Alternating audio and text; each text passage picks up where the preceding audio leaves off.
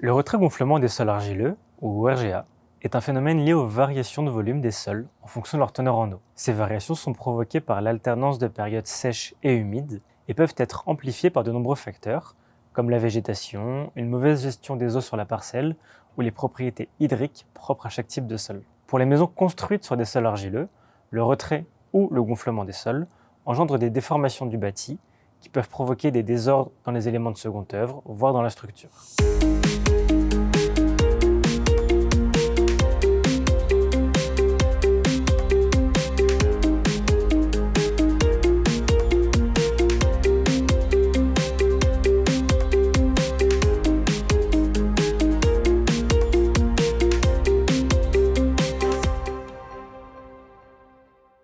En France hexagonale, le RGA est aujourd'hui l'une des principales causes de sinistres dans l'habitat individuel. La multiplication des périodes de sécheresse liées au changement climatique laisse penser que ce risque va continuer à s'amplifier. Les solutions de prévention et de remédiation vis-à-vis du phénomène RGA sont qualitativement bien connues. Elles agissent soit sur l'environnement proche de l'habitation, soit sur ses fondations, soit sur sa structure.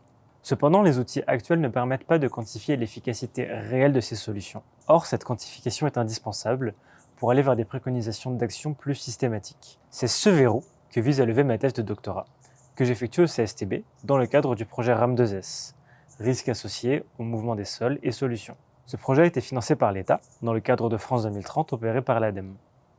Ma thèse est également encadrée au laboratoire Navier, au sein de l'école doctorale de l'Institut Polytechnique de Paris.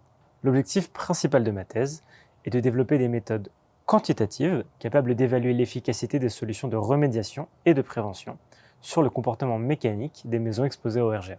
Pour cela, je m'appuie sur une double approche. D'un côté, je modélise le comportement de maisons et de leur environnement à partir des bases de données disponibles, dont la base de données nationale des bâtiments, la BDNB, en modélisant la géométrie de la maison, sa structure, le comportement du sol ou encore la présence de végétation.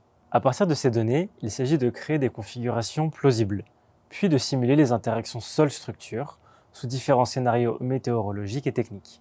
De l'autre côté, les prédictions théoriques seront confrontées au retour d'expérience, soit par des études statistiques à l'échelle de territoire, soit par des études à l'échelle d'un bâtiment. Ces confrontations permettront à la fois de calibrer les modèles de prédiction et d'en quantifier les incertitudes. En résumé, l'ambition de ma thèse est de mettre à disposition des outils fiables, prédictifs et quantitatifs, afin d'aider à choisir les solutions les plus adaptées à chaque situation.